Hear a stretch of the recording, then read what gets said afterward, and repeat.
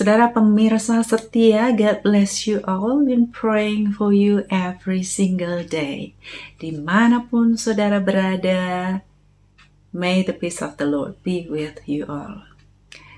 Saudara, saya ingin bacakan dari kitab Wahyu. Kalau saudara belajar dari kitab Wahyu ini, maka saudara akan mengerti bahwa Wahyu ini ditulis untuk akhir zaman. Murid Tuhan Yesus dikasih penglihatan di Pulau Patmos, dan penglihatan itu untuk akhir zaman. Jadi saat saudara mengerti bahwa itu adalah untuk akhir zaman, maka kita akan berusaha mempelajarinya dari awal. Dari awalnya, sang rasul yaitu Rasul Yohanes, waktu dia dikasih penglihatan ini, maka dia dikasih penglihatan mengenai gereja-gereja, 7 gereja di Asia. Nah, dari gereja-gereja itu, maka kita akan belajar bahwa penghakiman dimulai dari gereja, ya, dari rumah Tuhan sendiri. Dikatakan dalam firman begitu, maka kita akan belajar. Kita runutkan, kita balik kepada penglihatan Yohanes. Kita akan belajar di rumah Tuhan ini dosa-dosa, kesalahan-kesalahan seperti apakah yang akan dihakimi oleh Tuhan. Saya mempelajari saudara bahwa dari 7 gereja di Asia ini ya, bahwa sebenarnya mereka itu luar biasa, dan 7 gereja ini represent gereja-gereja yang ada sekarang ini. Gereja-gereja kita ini luar biasa, penyembahan, pujian, penyembahannya luar biasa, worship leadernya luar biasa, lagu-lagunya ada yang mendunia ya, dan luar biasa. Tetapi ternyata di sana ada celaan-celaan, maksudnya dicela oleh Tuhan. Karena apa? Karena mereka kehilangan kasih yang mula-mula. Saya mempelajari bahwa kasih mula-mula kepada Tuhan itu penting, lebih penting dari pekerjaan-pekerjaan pelayanan. Banyak sekali orang memprioritaskan pelayanan, tetapi mereka lupa siapa yang mereka seharusnya layani yang utama, yaitu Tuhan sendiri. Nah, dengan mereka kehilangan kasih yang mula-mula ini, maka mereka ditegur sama Tuhan, dan Tuhan sangat tidak berkenan dengan gereja yang kehilangan kasih kepada Tuhannya. Dan juga mereka-mereka yang suam-suam kuku, nggak panas, nggak dingin, itu Tuhan nggak suka.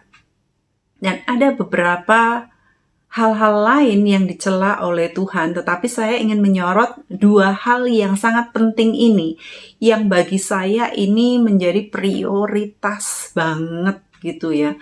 Harusnya anak Tuhan, harusnya gereja Tuhan punya prioritas, dan harusnya hamba-hamba Tuhan menyeru-nyerukan, mendengung-dengungkan kepada jemaatnya agar mereka itu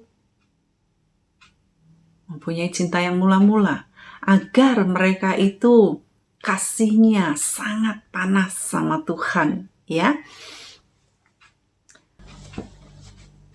Seperti 2 orang yang sedang berjalan ke Emmaus karena mereka sedih, saudara. Guru yang mereka harapkan untuk menjadi pembebas Israel ternyata baru saja meninggal dan disalibkan. Lalu Yesus datang mengiringi perjalanan mereka, dan Yesus ngobrol dengan mereka. Akhirnya Yesus membukakan mata mereka, dan mereka saling ngomong di antara mereka sendiri. Bukankah hati kita berkobar-kobar pada waktu Dia bicara dengan kita? Berkobar-kobar. Saudara, apakah masih ada kobaran dalam hati saudara saat saudara membaca firman, saat saudara datang kepada Tuhan, saat saudara mendengar suara Tuhan, saat Tuhan bicara kepada saudara? Kalau nggak ada kobaran, watch out. Hati-hati saudara. Saudara harus mengobarkan itu. Ya, di dalam kisah Emmaus itu Tuhan yang datang kepada mereka. Nah, saudara nggak ngerti kapan Tuhan datang kepada saudara? saat saudara tidak datang kepada Dia, saat saudara nggak baca firman? Apakah masih ada kobaran saat saudara datang kepada Dia? Apakah saudara mendatangi Dia dengan kobaran hati? Apakah saudara memprioritaskan Dia saat saudara hari-hari berdoa dan baca firman? Nah, ini salah satu dari apa yang dimaksudkan dari 7 gereja di Asia itu. Tuhan rindu agar gereja Tuhan mengalami kobaran saat mereka datang kepada Tuhan, saat mereka melayani Tuhan. Bukan mereka udah gak tahu lagi nih Tuhan datang atau enggak ya saat mereka pelayanan. Karena saking rutinitas saudara, sehingga mereka gak ngerti ini Tuhan atau enggak sih, atau agenda mereka sendiri. Nah, Tuhan mau agar itu menjadi salah satu dari ciri Tuhan masih ada di sana, atau Tuhan masih berkenan dengan apa yang mereka lakukan, yaitu pelayanan kepada Tuhan. Apakah itu kehendak Tuhan? Ditandai dengan kobaran itu. Pada waktu Salomo diberkati Tuhan dengan hikmat dan kekayaan yang tidak ada tandingannya. Tetapi kemudian karena dia mengambil banyak istri, istrinya itu mengalihkan devotion dia dari Tuhan. Istrinya membawa dewa-dewa mereka, lalu mereka mengadakan penyembahan-penyembahan dan kemudian mengundang Salomo, dan akhirnya Salomo terlilit kepada dewa-dewa ini dan istri-istrinya ini menjauhkan hatinya dari Tuhan. Istri-istrinya ini mencondongkan hati Salomo kepada dewa-dewa mereka. Nah, itu bahayanya jikalau seseorang sudah keblinger, ya, kepincut hal-hal lain selain Tuhan. Nah, saudara tentunya nggak punya istri yang banyak, ya. Tetapi saudara bisa buka situs-situs yang akhirnya menjadi dewa-dewi saudara, menjadi kesukaan saudara, ya. Saya nggak ngerti apa yang telah menjauhkan hati saudara dari Tuhan. Apa yang membuat hati saudara sekarang condong kepada. Nah, itu harus diwaspadai karena dengan demikian maka kasih saudara bisa suam, lalu gak panas atau gak dingin. Dan itu sangat berbahaya bagi anak-anak Tuhan di akhir zaman ini, sesuai dengan apa yang dilihat oleh Rasul Yohanes di Pulau Patmos ini. Kita tadi sedang bicara mengenai akhir zaman. Ya, ini zaman-zaman akhir dan tanda-tanda sudah semakin menuju kepada penggenapannya. Dan dimulai dari rumah Tuhan sendiri yang akan dihakimi. Dan saya membicarakan mengenai ini, bagaimana Tuhan tidak suka kepada pelayanan-pelayanan yang tanpa didasari dengan cinta yang mula-mula dan dengan kobaran hati. Itu menjadi tanda bagi kita-kita sebagai anak-anak Tuhan, pelayan-pelayan Tuhan, pengikut-pengikut Tuhan, murid-murid Tuhan, agar kita terus menyalakan kita punya hati di hari-hari akhir ini. Nah, itu sebagian dari tanda-tanda untuk bagaimana kita mempersiapkan diri di akhir zaman ini. Anak-anak Tuhan, gereja Tuhan, hamba-hamba Tuhan tidak menutup kemungkinan saudara. Banyak hamba-hamba Tuhan yang sibuk pelayanan tetapi mereka tidak berkobar hatinya di hadapan Tuhan. Jikalau saudara adalah salah satu dari itu, maka saudara jalin lagi cinta dengan Tuhan, jalin keintiman dengan Tuhan, sampai saudara rasakan kobaran, sampai saudara gak mau lakukan apapun selain dari ketemu Tuhan. Itu yang saya lakukan saudara. Saya bilang, Tuhan, saya kayaknya udah gak pingin apa-apa lagi deh. Kalau Tuhan panggil saya, it's fine because I love to be in His presence so much, saudara. Saya udah gak pengen apa-apa lagi, bahkan makan pun udah rasa males gitu. Selain karena saya harus mempertahankan kesehatan imun saya dan tubuh saya, tetapi kalau enggak, saya tuh gak pingin, maunya terus aja di hadirat Tuhan senantiasa gitu ya. Tetapi untuk saat-saat seperti ini, kenapa saya memikirkan, kenapa saya ada di saat pandemik ini terjadi? Kenapa saya hidup di tahun 2020? Dan saya mikirkan begitu banyaknya hamba-hamba Tuhan dan para nabi-nabi Tuhan yang hidup di masa ini bersama-sama dengan saya dan kita semua, saudara. Tentunya Tuhan punya maksud agar kita nggak hanya diam saja, tetapi kita mengambil bagian di saat-saat seperti ini. Dan sebagai gereja Tuhan, yaitu tubuh Kristus, bagaimana kita ini, ya ada tamu kita, yes, Miss Joy Kingdom. Ya. Bagaimana kita memainkan role kita, posisi kita di masa yang seperti ini, di mana Tuhan mengizinkan kita untuk hidup dan ada. Kita nggak hanya baca berita, kita nggak hanya mempertahankan hidup saja, kita nggak hanya bingung cari duit, bingung bayar utang, bingung cari kerjaan, bingung cari berita.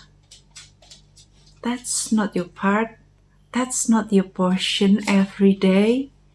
Kalau saudara tahu bahwa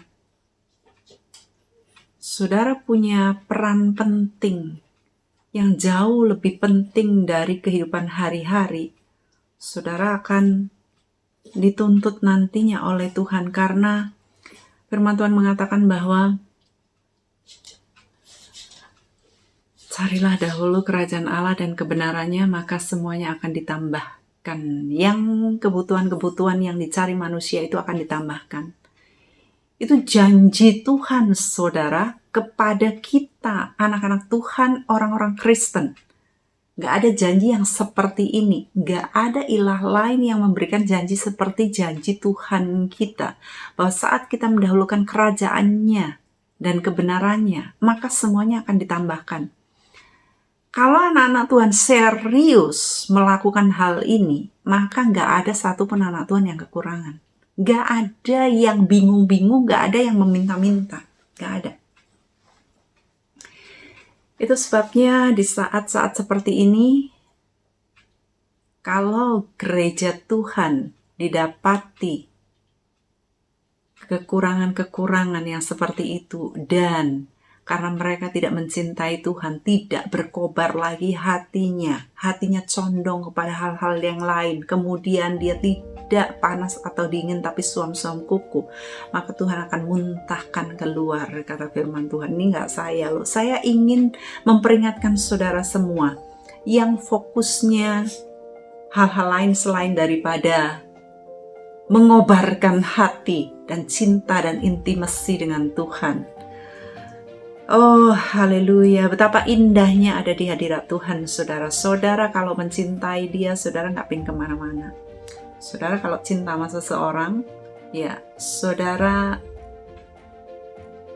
bisa berduaan berjam-jam, gak peduli waktu, gak peduli apapun juga, ya itu kalau cinta. Nah, kalau saudara gak cinta, saudara pinginnya cepat-cepat pergi dari dia, pinginnya mengerjakan hal-hal yang lain, pinginnya saudara gak lama-lama, pinginnya hanya ya sekedar aja. Nah, saudara bisa cek suhu cinta saudara kepada Tuhan seperti itu. Apakah saudara pingin lama-lama baca firman, pingin lama-lama doa ada di hadirat Tuhan, atau kalau saudara doa atau baca firman, saudara mikir yang lain, cepet-cepet pingin pergi, cepet-cepet pingin ngerjain sesuatu yang lain, pingin cepet-cepet nonton YouTube, pingin cepet-cepet cari berita dan sebagainya. Nah, itu adalah checking suhu cinta saudara. Nah, di akhir zaman ini, di saat-saat seperti ini, gereja Tuhan yang akan dihakimi lebih dulu. Jikalau kita tidak didapati sesuai dengan standar hukum Tuhan, yaitu hukum firman, maka kita yang akan dimuntahkan. Dan kita akan diambil kaki dianya dari kita. Itu firman Tuhan. Ya, saya ingin mengingatkan kepada saudara supaya saudara kembali kepada Dia. Dan hal-hal lainnya setelah firman Tuhan kepada gereja-gereja di kitab Wahyu, maka ada bagian-bagian lain, yaitu bagaimana tanda-tanda yang berikut-berikutnya dan bagaimana sikap kita untuk akhir zaman ini, bagaimana kita tidak boleh mengambil the mark of the beast, bagaimana kita harus bertahan sampai akhir. Saya akan bacakan firman-firmannya, saudara. Wahyu 7 ayat 13 sampai ke 15. Dan seorang dari antara tua-tua itu berkata kepadaku, siapakah mereka yang memakai jubah putih itu dan dari manakah mereka datang? Maka kataku kepadanya, Tuanku, Tuhan mengetahuinya. Lalu ia berkata kepadaku, mereka ini adalah orang-orang yang keluar dari kesusahan yang besar. Dan mereka telah mencuci jubah mereka dan membuatnya putih di dalam darah anak domba. Karena itu mereka berdiri di hadapan tahta Allah dan melayani Dia siang malam di bait sucinya. Dan Ia yang duduk di atas tahta itu akan membentangkan kemahnya di atas mereka.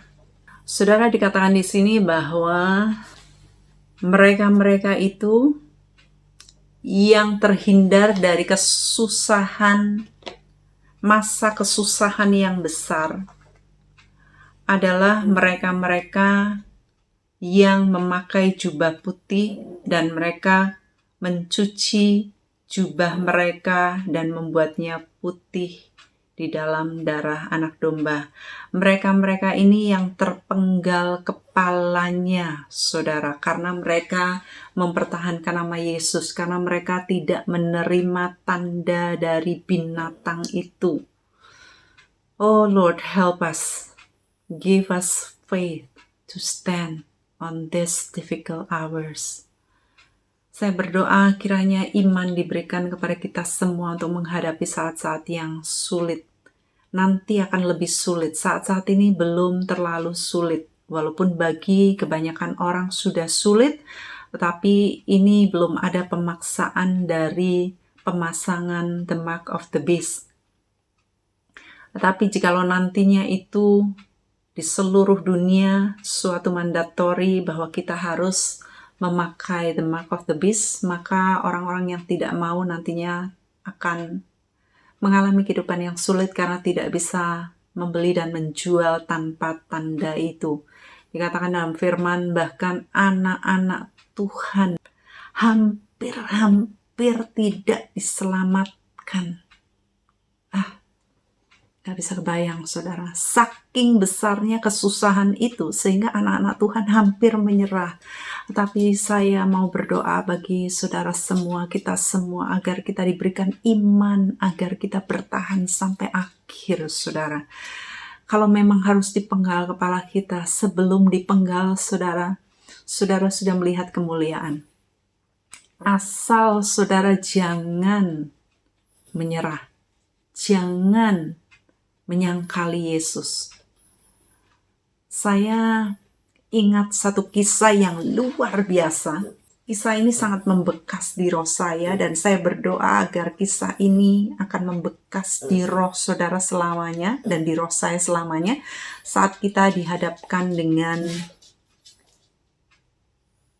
penyangkalan itu. Ya, kisahnya demikian. Ada kira-kira 7 orang hamba-hamba Tuhan yang ditangkap dan kemudian mereka disuruh untuk menyangkal Yesus. Mereka tidak mau menyangkal Yesus. Mereka berkata, tidak, kami tetap pegang nama Yesus. Apapun juga yang kami lakukan, yang kami tak ditawarkan, yang apapun juga kami tetap tidak mau menyangkal nama Yesus. Kemudian akhirnya mereka dibawa ke Siberia di tempat salju, di tempat gunung salju, dan di Siberia itu dikatakan itu tempat salju terdingin di dunia.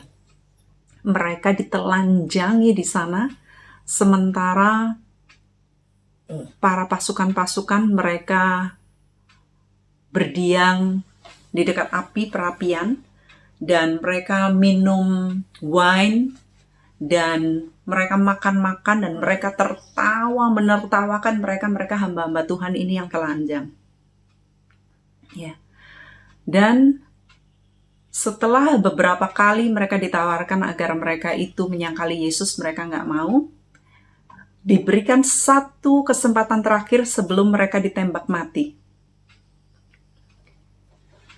Kemudian ini kepala pasukan melihat, saudara, tiba-tiba dia lihat di belakang mereka itu ada malaikat siap memberikan mahkota begini.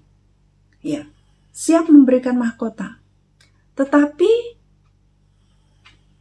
ada satu malaikat yang begini gak jadi. Begini gak jadi. Begini gak jadi. Loh, dia lihat aneh sekali. Kenapa itu kok begitu malaikat? Sedangkan yang lain sudah siap memberikan mahkotanya gitu di kepala mereka, dan siap sebelum 10, 9, 8 ya, sampai mendekati, tiba-tiba yang satu ini berkata, saya menyangkali Yesus. Dan yang lain didor, semuanya sudah meninggal, tinggal satu ini. Dia angkat tangan, dia berkata, saya menyangkali Yesus. Dan kemudian panggillah dia untuk berdiam di api, dan kemudian dia diberikan baju dan diberikan wine. Dan ini kepala pasukan terpekur, saudara. Ternyata malaikat itu tadi mau memberikan gak jadi karena hati hamba Tuhan ini dia ragu-ragu mau mati atau mau nyangkal Yesus, mau mati atau nyangkal Yesus. Dan akhirnya dia menyangkal. Waktu menyangkal, mahkotanya diambil, tidak jadi. Nah, waktu ini kepala pasukan melihat apa yang terjadi, dia berkata, aku yang terima Yesus. Dan dia di sana ditembak, dan dia menerima tempat dari hamba Tuhan yang menyangkali Yesus ini. Luar biasa sekali kisah ini. Saudara, sesungguhnya saat kita mau mati, roh kita sudah diangkat dulu. Saya berdoa supaya kita semua kuat kalaupun kita harus dibunuh, seperti para martir yang ada di beberapa negara, mereka yang dituntun oleh ini. Kita berdoa, saudara, agar apapun yang terjadi di dalam kehidupan kita, kita tidak menyangkal nama Yesus. Ya. Kita tidak menyangkali Dia karena Dia mengasihi kita. Kalau kita menyangkal Dia, maka Dia akan menyangkali kita. Tapi kalau kita tidak menyangkal Dia, maka Dia akan setia kepada kita. Selanjutnya saya ingin bacakan lagi dari Wahyu 9 ayat 1 sampai 12. Sangkakala yang kelima.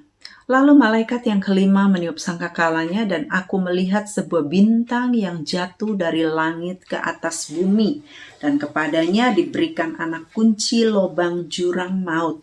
Maka dibukanyalah pintu lobang jurang maut itu, dan naiklah asap dari lobang itu, bagaikan asap tanur besar, dan matahari dan angkasa menjadi gelap oleh asap lobang itu.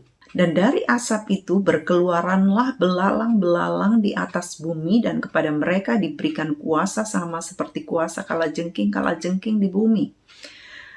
Dan kepada mereka dipesankan supaya mereka jangan merusakkan rumput-rumput di bumi atau tumbuh-tumbuhan ataupun pohon-pohon, melainkan hanya manusia yang tidak memakai meterai Allah di dahinya. Dan mereka diperkenankan bukan untuk membunuh manusia, melainkan hanya untuk menyiksa mereka 5 bulan lamanya. Dan siksaan itu seperti siksaan kalajengking apabila ia menyengat manusia. Dan pada masa itu orang-orang akan mencari maut, tetapi mereka tidak akan menemukannya. Dan mereka akan ingin mati, tetapi maut lari dari mereka. Dan rupa belalang-belalang itu sama seperti kuda yang disiapkan untuk peperangan. Di atas kepala mereka ada sesuatu yang menyerupai mahkota emas, dan muka mereka sama seperti muka manusia. Dan rambut mereka sama seperti rambut perempuan, dan gigi mereka sama seperti gigi singa. Dan dada mereka sama seperti baju zirah, dan bunyi sayap mereka bagaikan bunyi kereta-kereta yang ditarik banyak kuda yang sedang lari ke medan peperangan. Dan ekor mereka sama seperti kalajengking dan ada sengatnya, dan di dalam ekor mereka itu terdapat kuasa mereka untuk menyakiti manusia 5 bulan lamanya. Dan raja yang memerintah mereka ialah malaikat jurang maut, namanya dalam bahasa Ibrani ialah Abaddon, dalam bahasa Yunani ialah Apollyon. Celaka yang pertama sudah lewat, sekarang akan menyusul 2 celaka lagi. Saudara, dalam pembacaan kita ini sangat mengerikan sekali jikalau mereka-mereka yang menerima the mark of the beast ini, mereka nantinya akan disengat oleh belalang yang mengerikan, rupanya seperti ini. Dan belalang ini ada kuasa di dalam sengatnya, dan dia akan nyengat manusia selama 5 bulan. Dan dikatakan bahwa manusia ingin mati rasanya, tetapi maut itu akan lari dari mereka, dan mereka disiksa, saudara. Gak boleh dibunuh, tetapi disiksa dengan sengatan ini. Betapa berbahayanya. Dan ini baru awal dari siksaan kepada mereka yang menerima chip, yaitu the mark of the beast ini. Itu sebabnya saya warning saudara supaya saudara tidak menerima the mark of the beast ini. Apapun harga yang harus saudara bayar, bertahanlah sampai akhir. Tuhan akan memberikan kekuatan kepada saudara. Jangan sampai saudara cari jalan yang mudah. Saudara harus menghindar dari the chip ini. Entah itu kapan akan diberlakukan, mungkin tidak dalam waktu yang dekat ini, tapi nanti tahun-tahun ke depan. Saudara harus ingat agar di dalam kesusahan saudara, di dalam apapun juga yang saudara alami, saudara tidak menyangkal nama Yesus karena nama itu berkuasa. Tapi sekali saudara mengambil the mark of the beast, mengambil chip, biochip 666 itu, maka saudara tidak bisa lagi keluar dari sana, dan saudara akan menderita selama-lamanya. Ada celaka yang kedua dan seterusnya, saya akan sambung nanti. Untuk sementara, God bless you all. Kepada saudara-saudara semuanya, I love you all and know that I'm praying for you. God bless you.